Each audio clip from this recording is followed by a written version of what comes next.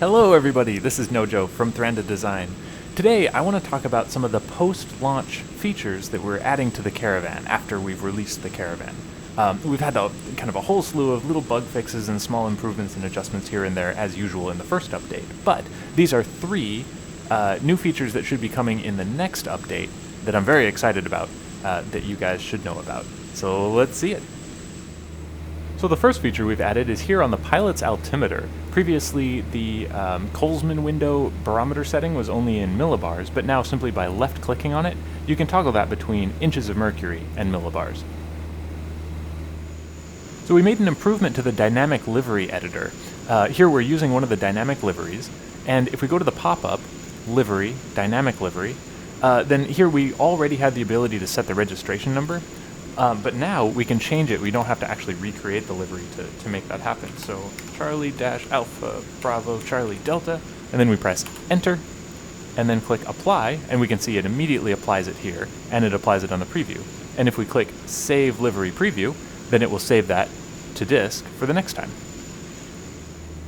And now, probably my favorite new feature is, in the real Caravan, it's quite common for the fuel to burn unevenly from the tanks. Here we can see we've got 600 pounds remaining on the right side and about 660 on the left.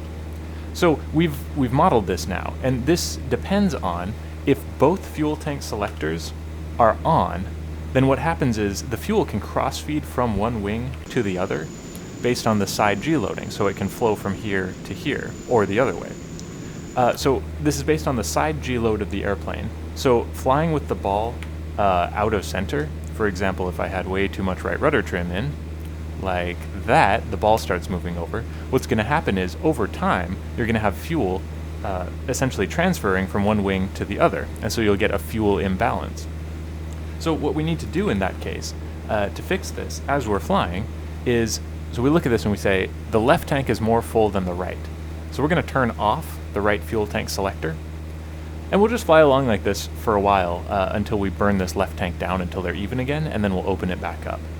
Now, this feature, it is more realistic, but also it could be slightly annoying. So it is tied to, in the general page, this engine mode, realistic. If you set the engine mode to simplified, which means you cannot over-torque the engine and it keeps it within limits for you, then also it disables this, this fuel kind of cross-feeding thing. So that's what happens in the air. It kind of depends on if you're flying out of trim with the ball. Now, let's take a look at on the ground. So let's pretend we just finished our flight, and for some reason we're going to park right here in the middle of the taxiway, but I want to do this because it's very sloped. If I go to the outside view, we can probably see that. Let's just go across the hold short line. Yeah, we're a rebel. So we're just going to come to a stop here. Bonk. So clearly we can see the right wing is lower than the left wing. So as we shut down, we're just going to go off, off, off, off, off, off. All right.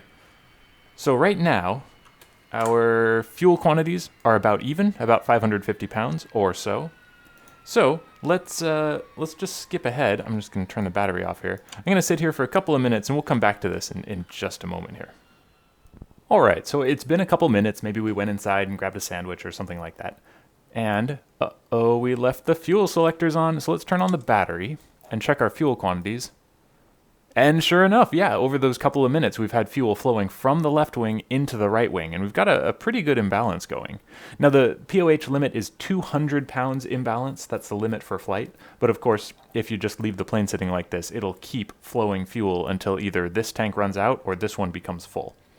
That's especially going to be important when parking the amphibian, the Caravan on floats, because in the water it'll dip, and the further it dips, the more that fuel can flow to the low wing. I actually had that happen when I was working the line at Kenmore Air as a fueler guy. We had a Caravan sitting there, and the pilot forgot to turn off one of the tanks, and so it was just sitting there, kind of sideways, and we had to sit out on the wing for a while to level it out and get the fuel to flow back the other way. Anyway, so there you go. The solution is close that fuel tank selector when you park the airplane to prevent this. All right, so I hope you had a good time learning about these new features. We have the toggleable barometer units for the altimeter. We have the live editable tail number, and then also this more realistic fuel imbalance, so you will have to manage your fuel tank selectors while in flight. Yeah, have fun with it. It should be out in the next update. Don't know when that is exactly, but should be pretty soon. So I will see you on the next video. Goodbye.